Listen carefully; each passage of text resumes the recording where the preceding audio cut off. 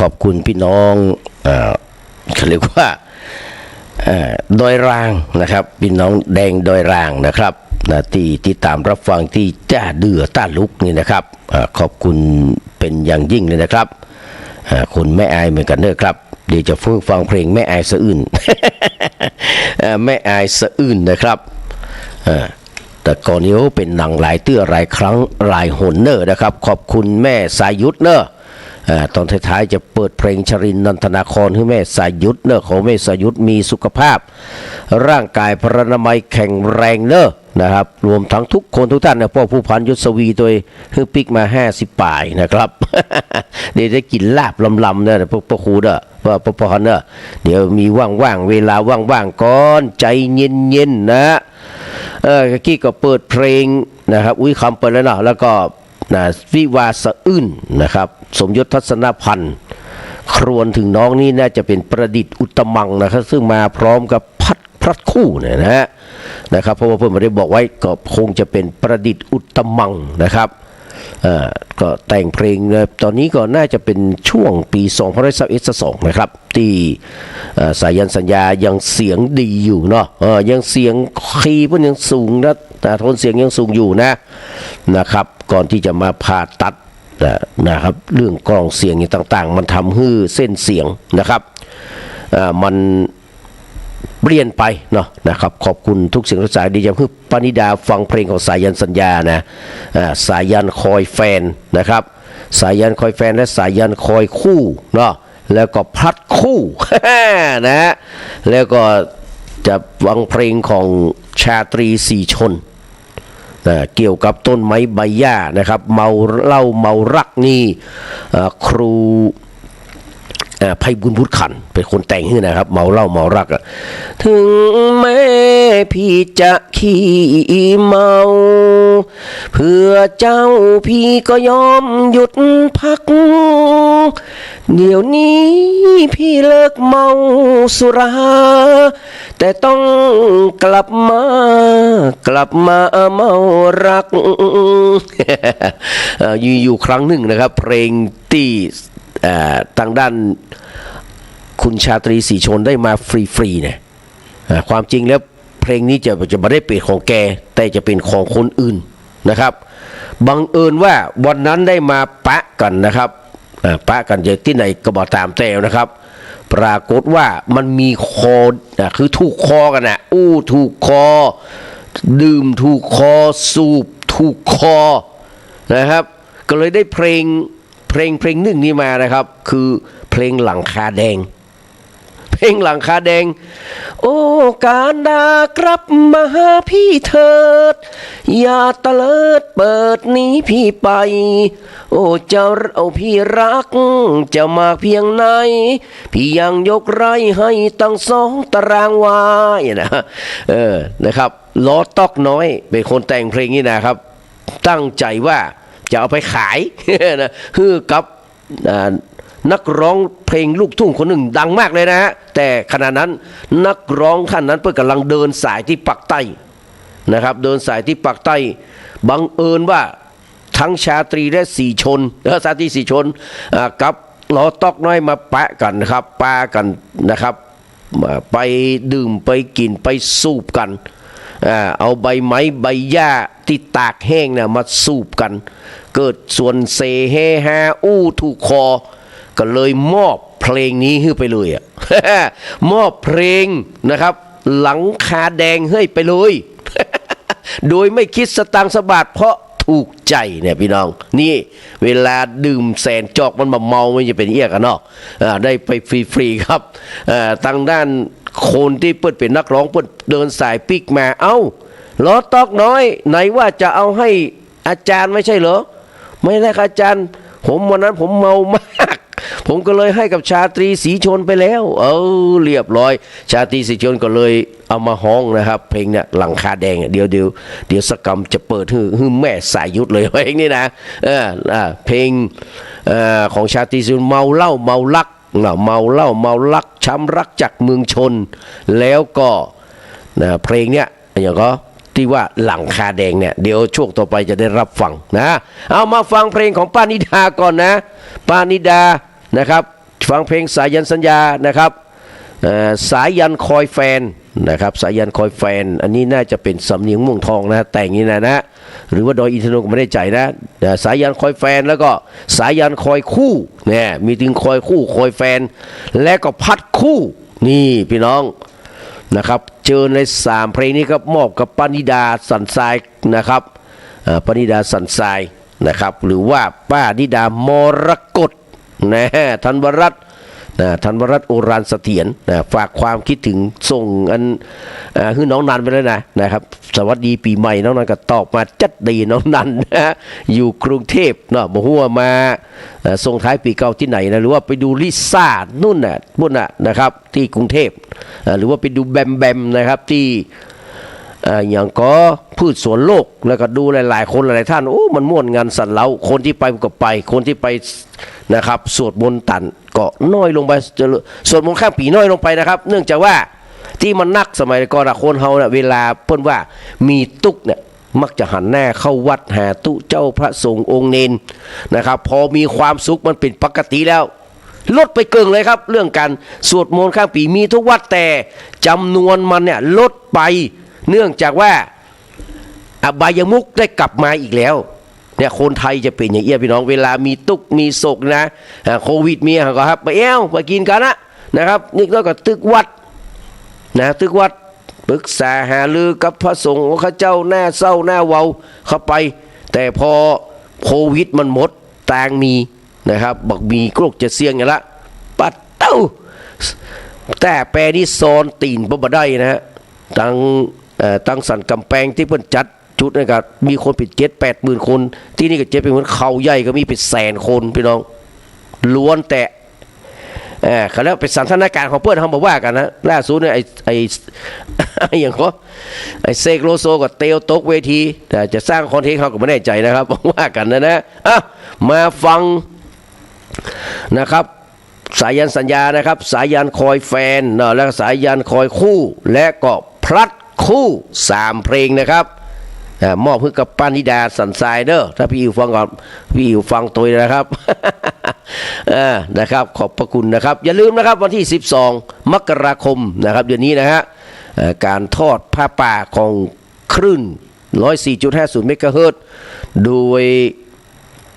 เขาเรียกว่าธรรมะคลายเครียดพิสมัยสุริยดรนำทีมนะครับทอดผ้าป่านะครับที่วัดฝ่ายหินแล้วก็ที่หอคำพญามารายเพื่อกับมีการตั้งทำ3 ผูก 3 กันนะครับทำมหาจัดมีกันกุมารวันกันมัตสีและกันละครนะครับจะได้ไปอาราธนาธรรมให้อยู่นะครับแล้วก็จะได้ไปขึ้นไปที่ฝ่ายหินนะครับหน้า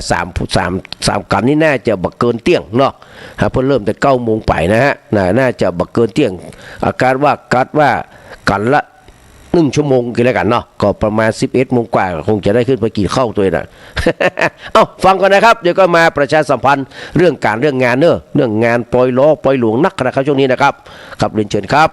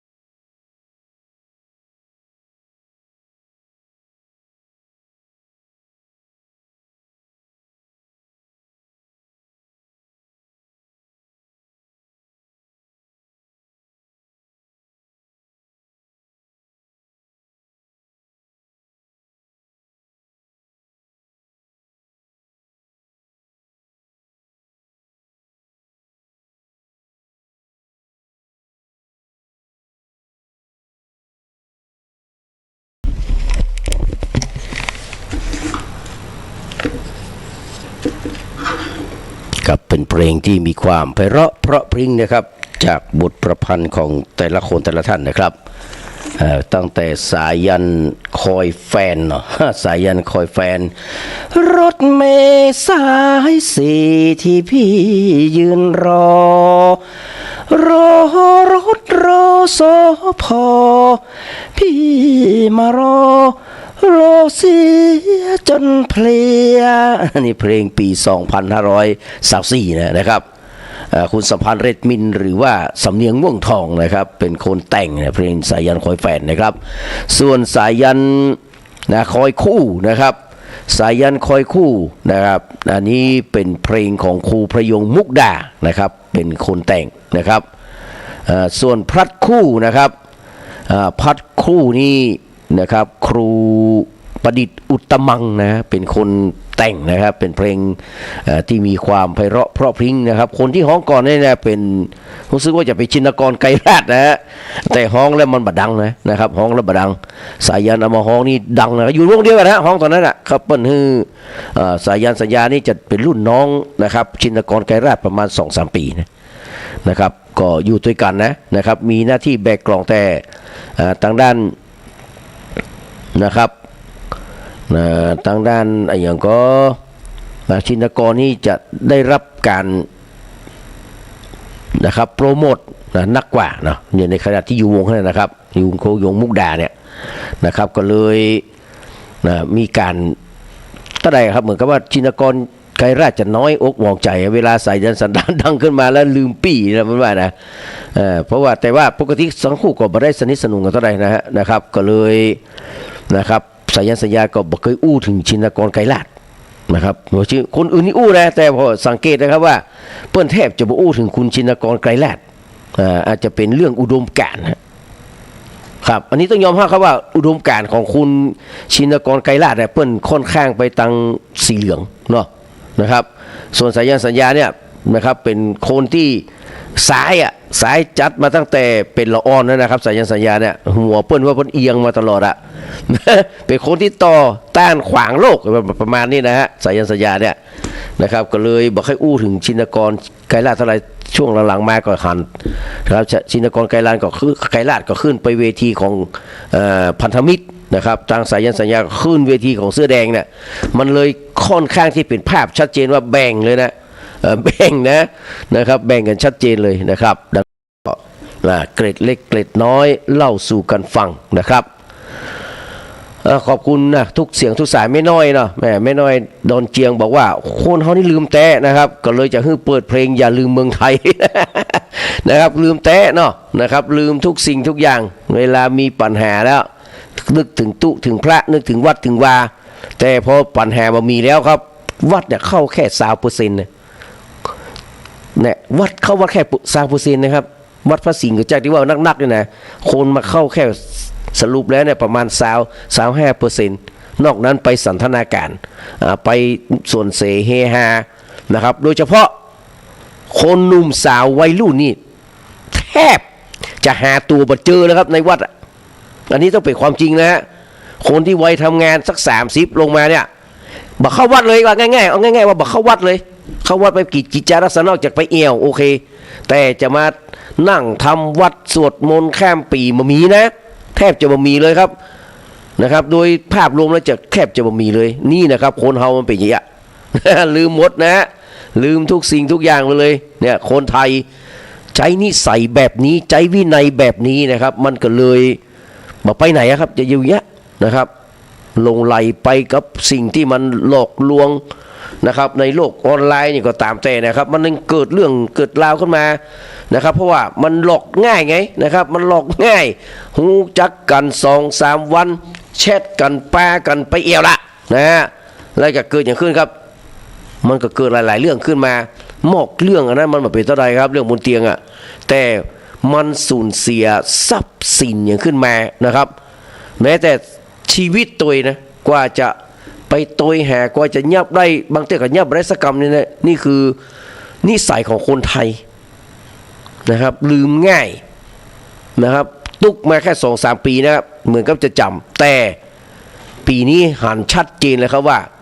บ่เอาแล้วเรื่องวัดเรื่องวาเรื่องศาสนาบ่เอาแล้วพี่น้องนี่คือของคนไทยนะก็แสดงความเสียใจสำหรับ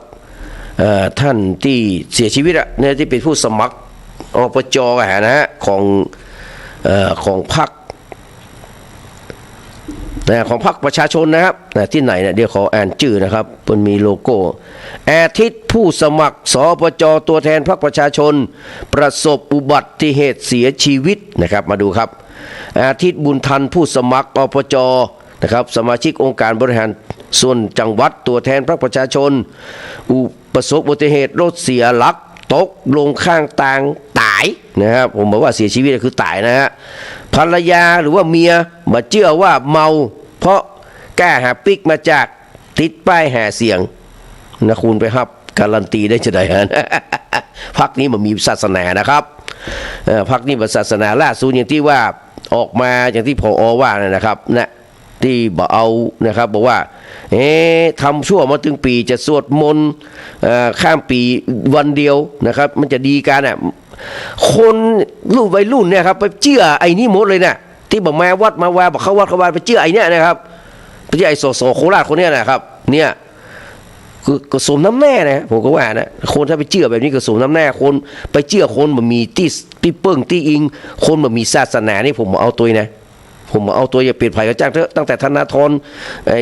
ไผ่กระจ้างนะครับคนมันมีศาสนาผมเอาตัวนะฮะร้อยตำรวจโทครับเอกพรพูนบุญเนาะพนักงานสอบสวนนะครับสพ.รัตนวาปีได้รับแจ้งอุบัติเหตุรถยนต์เสียหลักลงข้างทางบริเวณถนน212รัตนวาปีโพนพิสัยจึงรีบประสานกำลังพลนะครับลงพื้นที่ตรวจสอบ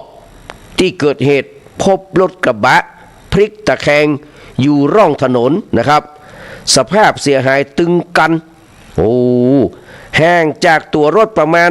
1 เมตรพบว่ามีคนตาย1 ศพชื่อต่อมาว่านายอาทิตย์บุญทันอายุ40 ปีเป็นผู้สมัครสปจพรรคประชาชนเขต2เบอร์2อำเภอรัตนวาปีจังหวัดหนองคายโดยพนักงานสอบสวนสันนิษฐานสาเหตุของอุบัติเหตุครั้งนี้ว่าผู้ขับขี่อาจจะขับมาด้วยความโวยประกอบกับช่วงที่เกิดอุบัติเหตุเป็นทางโค้งทำให้รถยนต์น่าจะเสียหลักนะครับลงข้างทางดังกล่าวก็แสดงความเสียใจนะครับขณะที่สำนักข่าวไทยรัฐได้สัมภาษณ์เมียของคนตายโดยระบุว่าคนตายออกจากบ้านไปฮับตัวเก่าที่บ้านเจริญใจห่างออกไปประมาณ10 กิโลเมตรเพื่อจะไปงานศพที่บ้านหนองแก้วญาติเสียชีวิตแต่ก่อนจะไปฮับตัวนายอาทิตย์ไปบ้านญาติที่ฝั่งตรงข้ามของถนนเพื่อไปอู้เรื่องนะครับจะนำเครื่องเสียงมาติดรถหาเสียงและก็ออกไปได้ข่าวว่าเกิดอุบัติเหตุตัวก็บอกว่าเกิดอะไรอย่างขึ้นจุดเกิดเหตุห่างจากบ้านประมาณ 2-3 กิโลเมตรก็บันแน่จะขับโวยขนาดนั้นบอกว่าข้ามเลนไปได้จะได้นะถ้าขับโวยข้ามเลนมาได้ครับมันมีทางข้ามนอกจากอยู่เกาะกลางนะครับหมอแจ้งว่าผลการเสียชีวิตอินดูปะเนาะคอหักร่างกายบ่มีร่องรอยอะไรอย่างเลยวันนี้ผู้ตายมันน่าจะดื่มสุราเพราะทำงานตึงวันนี้ก็เพิ่งจะกลับแก้หาปิกมาจากการติดป้ายและยังติดป้ายบ่หมูเตื้อเป้าหมายคือวันพุธนะครับหลังปีใหม่จะติดทั่วทั้งเขตเลือกตั้งนะครับส่วนสาเหตุบางส่วนก็คิดว่าน่าจะมาเกิดจากการเหน็ดเหนื่อยเมื่อยล้าพักผ่อนแบบเพียงพอทั้งเข้าสวนและติดป้ายเองป้ายที่เหลือก็เอาขึ้นรถไปไว้บนละส่วนผู้หลักผู้ใหญ่ของพรรคยังบ่มีไผหูเตื้อเพราะยังบ่ได้แจ้งนะครับคือไผส่วนของเรื่องการเมืองเขาคาดหวังว่าการเมืองครั้งนี้เกิน 100% เพราะมีกำลังใจเต็มเปี่ยมรู้สึกเสียใจแล้วก็บ่คิดว่าจะจากไปโวยขนาดนี้ก็แสดงความเสียใจด้วยนะครับเขาก็อุบัติเหตุนี้มันไม่อยากให้ไผมีเกิดนะเนาะแต่ว่ามันก็เกิดได้ถ้าประมาทเพื่อนว่านะฮะป้าละมูลจะปิกบ้านสารคามเดี๋ยวจะเปิดเพลงจากไป3 ปี ของภูมินทร์อินทพันธ์เนี่ยแล้วก็เขากับแม่บัวตูมนะครับ ก็เปิ้นว่าเมาอย่าขับหลับอย่าไปไม่มั่นใจอย่าแซงเปิ้นว่าไฟแดงอย่าเร่งอย่าเบ่งไฟเขียวอย่าเลี้ยวส่งเดชอุบัติเหตุไม่มีขับดีๆนะครับสบายขับร้ายๆตายแน่ขับแย่ๆรถพังขับไม่ระวังลงคูขับไม่ดูลงคลองขับไม่มองนะครับชนเกาะขับไม่เหมาะนะระเบิดนะขับประเสริฐอยู่เย็นขับไม่เป็นอยู่เฉยๆขับสบายอย่าเล่นเฟซเล่นไลน์ขับสบายนะให้มีสติภาวนาแล้วกุศลธรรมาอนิจจวัตสังขาราก็จะไม่มาก่อนเวลาอันสมควรเอวังก็มีด้วยประกาศฉะนี้ฟังเพลงต่อนะฟังเพลงต่อนะครับยืนร้องไห้คอยใครนะครับโดยสุพรรณสันติชัยซึ่งเป็นลานของทิวสุโขทัยและเป็นลานของชินไฟเทศหรือว่าชินกรไกรลาดด้วยนะครับยืนร้องไห้คอยใครแล้วก็แม่ไอสะอื้นคือพี่น้องโดยลางนะครับนะครับแล้วจากนั้นเราก็มาฟังช้ำรักจากเมืองชนนะครับเมาเหล้าเมารักแล้วก็หลังคาแดงที่จะมอบให้กับแม่สายุทธนะแต่ว่าเอา3เพลงนี้ก่อนนะครับ2เพลงนี้ก่อนแล้วก็มาฟัง3เพลงนะครับช่วงนี้ก็ใกล้เวลา4 โมงแล้วเนอะนะครับ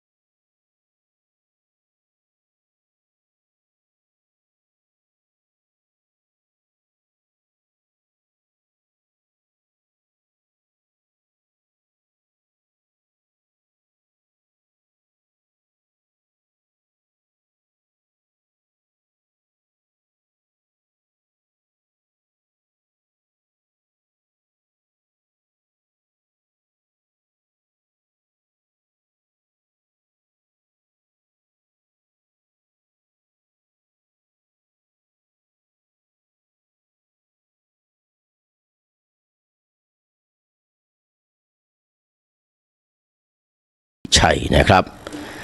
ความจริงแล้วเพลงนี้เนี่ยเริ่มแรกเริ่มเดิมทีนะครับท่านอาจารย์ระพีเรือนเพชรระพีเรือนเพชรนี่ครับแต่งหลายๆเพลงนะครับตั้งใจจะแต่งเพื่อสายันสัญญาสายันสัญญาว่าหอนว่าโอ้นะครับนักร้องคนนี้ก็เป็นหนึ่งพลังหนุ่มนะอยู่ในวงนะครับว่ามันมีเพลงของตัวเข้าสักเพลงเหรอกับสายันสัญญาก็เลยบอกห้องนะเพลงเนี้ยนะครับก็เลยความจริงแล้วนะประเสริฐกันภัยเนี่ยพอห้องเฮียนนั่นแหละห้องเฮียนเสียงสายันสัญญาแต่สายันสัญญาก็ฮือกับสุพรรณสันติชัยนะครับห้องนะครับเพลงเนี่ยที่อาจารย์ระพีเรือนเพชรแต่งนะครับก็เลยดังอยู่เพลงเดียวนะลานกระบือก็บ่ดังนะเพลงเนี้ยดังนะฮะยืนร้องไห้คอยใครนะครับสุพรรณสันติชัยเพื่อวิการเสียเวลานะครับดูเวลาแล้ว4 โมงเกือบ4 โมงละนะฮะ16:03 นาทีแล้วเนาะ เอามาฟังเพลงที่จะมอบเพื่อกับแม่อย่างก็แม่สายุทธนะครับแม่สายุทธคติยะแต่ว่านั้นมันก่อนกายมาตั้งเมืองฝางเนี่ยนะฮะก็เห็นซาก โรงแรมสีชูกิจเนาะนะครับโรงแรมดังของเพื่อฝางในสมัยปีนะครับ18นะ ผมมีเป็นละออนน้อยนะฮะมาฟังเพลงช้ำรักจากเมืองชนนะครับช้ำรักจากเมืองชนนี่เพื่อแต่งแค่เดียวนะครับแล้วก็เพลงเมาเหล้าเมารักนะครับไพบุญบุตรขันแล้วก็หลังคาแดงล้อต๊อกน้อยนะครับคนแต่งนะครับฟัง3 เพลงครับแม่สายุทธเนาะจะฟังนะครับเปลี่ยนแนวมาฟังเพลงชาตรีสี่ชนบ้างนะครับเชิญรับฟังครับ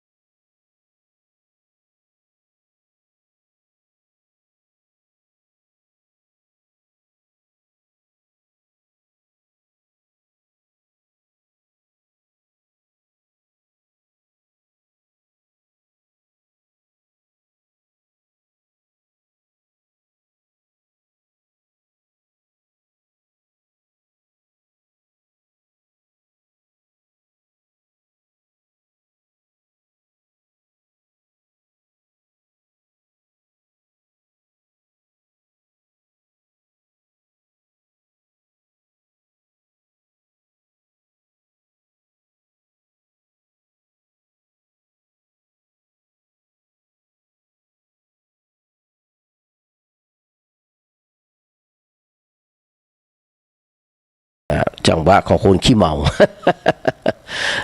นะครับครูไพบูลย์พุทธขันธ์ฮ้องไปนะครับทำนายชะตาราศีนะครับของชาตรีศรีชนได้แม่นเลยนะครับว่าเป็นคนที่จะโด่งดังไปนะแต่ว่าจะมีจุดดับนะครับเนื่องจากว่าแค่เป็นอย่างเงี้ยนะครับก็เหมือนกับระพินภูไทยนะครับคล้ายๆกันเลยนะสองคนเนี่ยนะครับทำคณะโทนเสียงก็คล้ายๆกันแล้วก็มาในจังหวะอย่างเดียวกันแต่เพียงแต่ชาตรีศรีชนไม่เคยรวย นะครับชาตรีศรีชนบ่เคยรวยนะครับบ่เคยรวยเท่าใดนะฮะมีชีวิตที่เป็นเรียกว่าอยู่กับดินกับหินกับทรายมาตลอดแต่ว่าทางด้านระพินภูไทยนี่เคยเป็นเศรษฐีแต่ถ้าเป็นนักร้องสมัยก่อนนะเมื่อ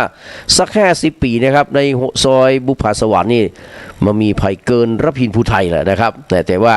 สุดท้ายตายเนี่ยมันมีร่องไส้ด้วยซ้ำไปนะครับนี่ก็อย่าประมาทในชีวิตเนอะเอ้าเพลง